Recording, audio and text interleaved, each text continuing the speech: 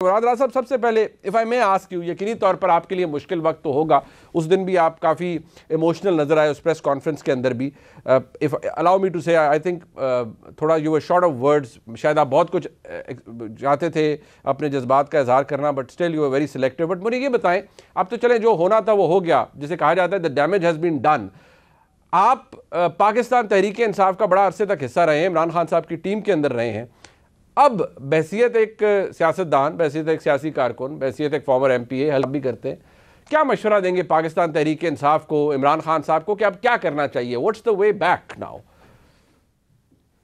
देखिए, बिस्मिल्लाहिर्रहमानिर्रहीम, मैं आपको मुनीब साहब बताऊं कि हमने हमेशा पार्टी में रह के भी यही बात की थी कि आई थिंक निगोशिएशन से ही बात चलती है, निगोशिएशन ही करने पड़ेंगे। देखिए, आप जब निगोशिएशन करने हो तो आपने उन्हीं से करने जो मुल्क में हैं। मुल्क से बाहर से तो लोग लेके नहीं आने हमने निगोशिएशन के लिए। ठीक है। और मैं समझता हूं कि प्रॉब्लली हम लोग एक माइनॉरिटी में थे, और वो लोग मेरे ख्याल से जो एडवाइजर्स थे, वो उनकी एडवाइस की वजह से ही आज हम जहां खड़े हैं, क्योंकि वो एडवाइजर ऐसे थे जब से खान साहब आए जमान पाक अपनी इंजरी की वजह से, तो तब से वो बिल्कुल हावी हो गए उनके ऊपर कि वो सारा वक्त उनके कान में बस ये बात।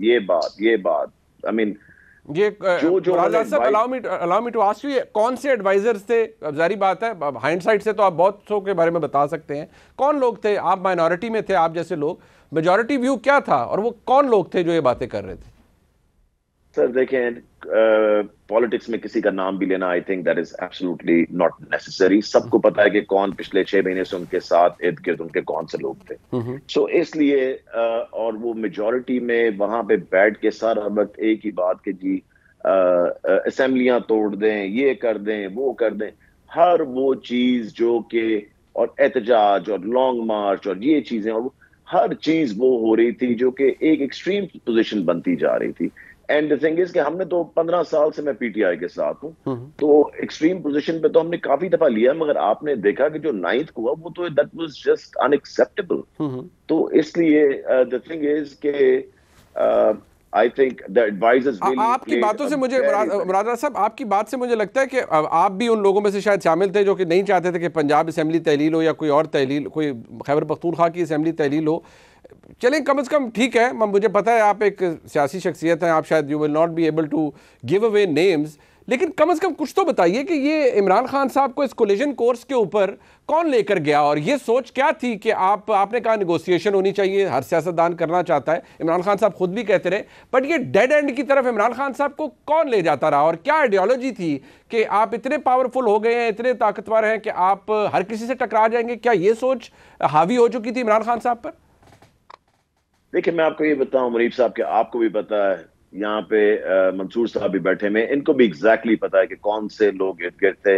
मैं आपको फिर कहता हूँ कि I will not name anyone, सबको पता है कौन इर्द गिर्द थे। और द थिंग इज कि देखें, असेंबलियां तोड़ना, मैं बिल्कुल उस पर कोई कॉमेंट इसलिए नहीं करूंगा। देखें, मैंने सिर्फ ये उस वक्त कहा जी कि प्लीज सोच समझ के फैसला करना है हमने, कि हम ये ना हो कि किसी के हाथ में पकड़ा दें सब कुछ, क्योंकि देखिए 70% 65% पाकिस्तान आपके पास है इस वक्त। सो द थिंग इज कि अगर हम किसी के हाथ में पकड़ा देते हैं, और वही होता है जो हमसे पहले जब टूटी थी और उसके बाद जो हमारे साथ हुआ था, हमारे साथ वही दोबारा होने ना चला जाए। सो इसलिए द मेन पॉइंट वाज उसमें कि जो भी करना है हमें सोच समझ के करना चाहिए। 9 मई को जब आप अलहदा हुए, जी प्लीज एक और पॉइंट कि देखें, हर मसले का हल निगोशिएशन है। आपने at the end of the table, अब भी तो हम टेबल पे ही बैठना चाह रहे हैं ना। द थिंग इज कि अगर हम पहले बैठ जाते जब इतना नुकसान ना होता, इतनी एक्सट्रीम ना होती। सिंस यू हैव सेड, मुराद राजा साहब, आपने बात बड़ी अहम की, सिंस यू हैव सेड कि नेगोशिएशन, आपने 2 दफा ये बात की है, नेगोशिएशन इमरान खान साहब तो करना चाहते थे, मैं तो ओपनली कहता हूँ, वो कहते हैं मैं तो फौज को भी बात कहता हूँ, पैगाम भिजवाता था मेरे से बात करें, कोई मेरे से बात नहीं करता। आपके जमात के बहुत से लोग कहते थे, फवाद चौधरी साहब कह रहे नहीं, हम उनकी तरफ मुंह करके बैठे हैं, वो हमसे बात ही नहीं करना चाहते। तो इमरान खान साहब तो कहते थे मैं बात करना चाहता था, लेकिन मुझसे कोई बात नहीं कर रहा था। तो क्या वजह थी आपके नज़दीक इमरान खान साहब से पाकिस्तान की एस्टेब्लिशमेंट क्यों बात नहीं कर रही थी?